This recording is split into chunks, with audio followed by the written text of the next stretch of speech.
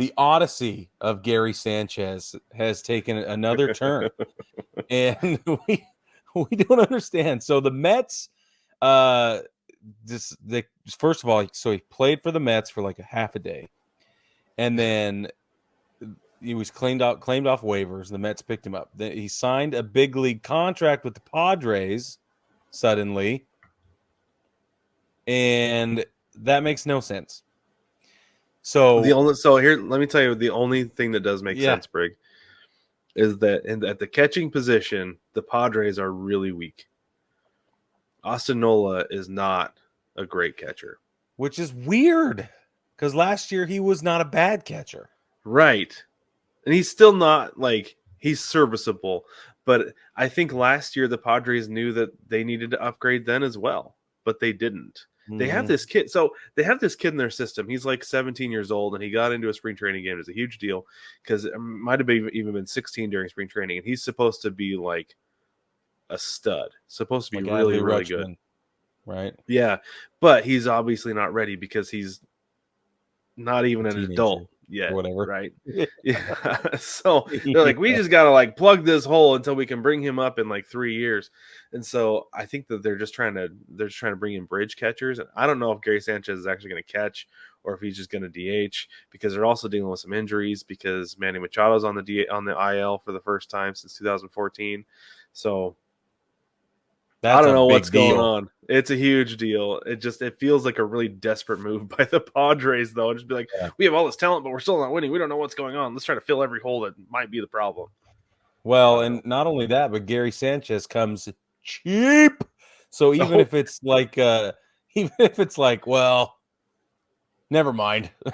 It's not going to be a big deal. It's as easy to cut ties with him as the Mets made it, right? Like, yeah, you were fine for a day, but thank you. Come again later. I don't know. So the White Sox have activated Eloy Jimenez. Brad, tell us about Eloy Jimenez. I think they need his bat. The White Sox have been playing a little bit better recently, but they definitely need his bat in the lineup. The problem is that the dude just flat out has a hard time staying healthy. He and Luis Robert both. But I think having Eloy Jimenez in there right now is going to be really, really helpful for them. So, yeah, it'd be good for him. The Rays have finally activated Tyler Glasnow, and this is a big deal because he is a good pitcher when he's on. He's really, really good. Big time, yeah. Yeah, so what they need from him is more than 0 games. I think is the biggest contributing factor. And that's the thing that's funny is because the Rays are already really good without him. And it's like you bring him in, it's like, great. You think you're going to get a day off and be 5th guy in the rotation. Now you got Glasnow back off the IL. Crap. Yeah. Yeah, it's going to be interesting to see. I wonder if he'll stutter step at all, or do you think he'll come right back and be swinging? Like a major contributor. I think he'll be fine. He can sling it, man. He's such a great pitcher. I really like Tyler Glasnow a lot. Part of it is I'm a little bit jealous of his hair, but another part of it is that like I think he's a great pitcher. Like I would love to have that guy on my team. That maybe we'll trade. I don't know. I bet you could get away with it. I'd love to see you with Tyler Glasnow here, man. That would me too. Somebody with Photoshop skills, get on and do that. Okay, jump on somewhere. Give the Blackjack Brad needs some hair. All right. The Athletics have DFA'd Jesus Aguilar, and basically they don't have a clue what to do with anything, or they don't care about anything. And so we're going to spin our fancy little, see, this is my imaginary spinning wheel. Okay. We're going to play who needs a DH or who wants an extra first baseman. And you know who the first team I thought of was friggin' Houston. So, hey, Jose Abreu finally hit a home run. Oh, you kidding me? One. Did you see that? Did you see the highlight of that? No. As soon as it went out, he picked up his pace and he sprinted around the bases. He touched home and didn't give anybody a high five until he sprinted into the dugout to celebrate with everybody. Like he had never hit a home run in his life. It was amazing. But yeah, they probably could use another first baseman or DH there.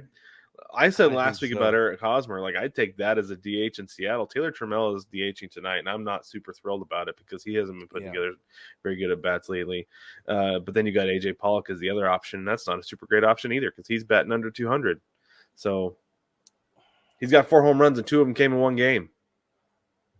Let's talk. Let's stay on the subject of first base DH options, and talk about our favorite guy to. I mean, if you're look, I'm going to say this kindly.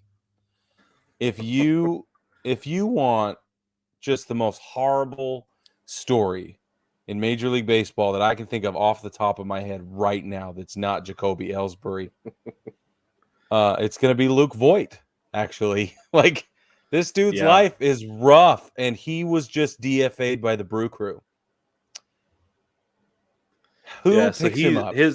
I don't know because he's hitting 221, which incidentally, that's exactly what Aguilar is hitting.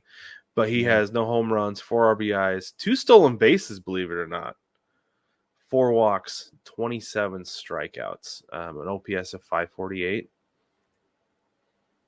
The difference between Aguilar and Voit, I think, is that Voit comes with baggage. I think at this point, maybe he's matured and he's sorted things out. And I think he's probably been humbled considerably because he didn't even know if he was going to make the squad out of spring training. No kidding. With the Brewers, right? So there's I wonder if there's something there where he's just like, I just got to do whatever it takes to get on a team. I don't know. But I think he'll land somewhere. There are enough teams dealing with enough stuff that need a guy who could swing the bat to some degree, and maybe, who knows, maybe he'll get out there and he'll get everyday reps and he'll improve. I don't know, because some guys, that's how some guys are.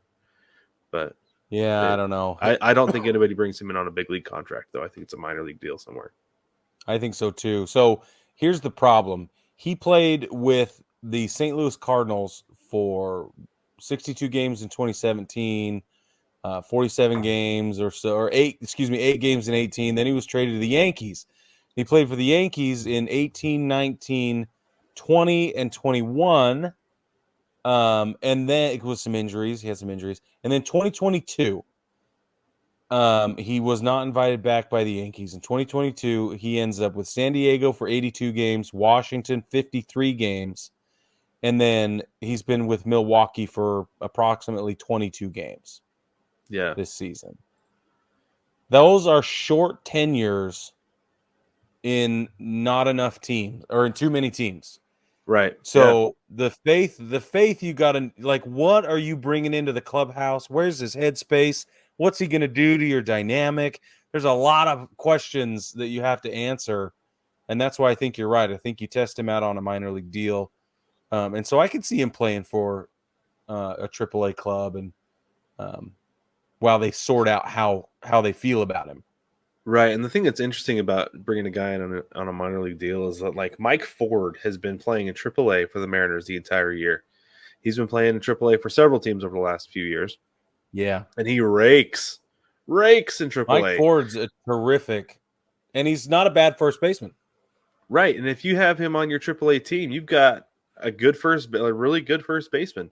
Yeah. The problem is that you have him on your big league roster. You have a first baseman who can't hit. Yep. And I wonder if that's what's going to happen to Luke Voit. Is that he's going to be really good first baseman on some AAA team somewhere for however long he's willing to do it. Because if he gets on a big league team, you've got a first baseman who can't hit. Whoa! I just had the best idea ever. You ready? What's that? Yeah. You know who should pick up Luke Voit is Oakland. They just DFA'd Jesus Aguilar.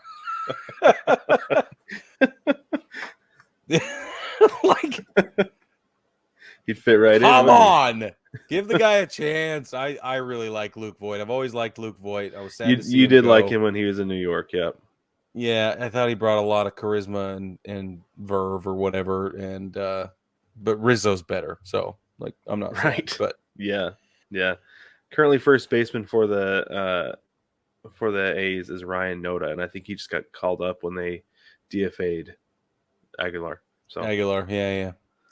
Okay, 2 more transactions, and then we're going to move on. Braves have activated Mike Soroka. This is his first time back in 3 years because he's torn his ACL like 17 times and shoulder inflammation like 400 times and a bad attitude problem that the doctors gave him pills for or whatever.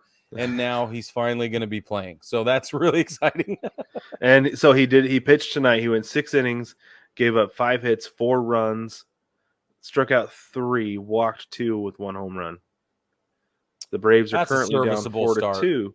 But yeah, I mean, for the first time pitching a big league game in 3 years, heck yeah, I'd take that. Yeah, the Braves. I wouldn't be worried about that. Yeah, I wouldn't be worried about that. Okay, you ready for our most happiest warm fuzzy news ever? Yeah. The White Sox, not only are they playing a little better, which is great, but they have officially activated Liam Hendricks. And that is the news the world needed. Yes, it is. That's fantastic. So, baseball family, if you're new to the saga, Liam Hendricks was diagnosed with cancer, went through chemo, supported by the community, supported by the club.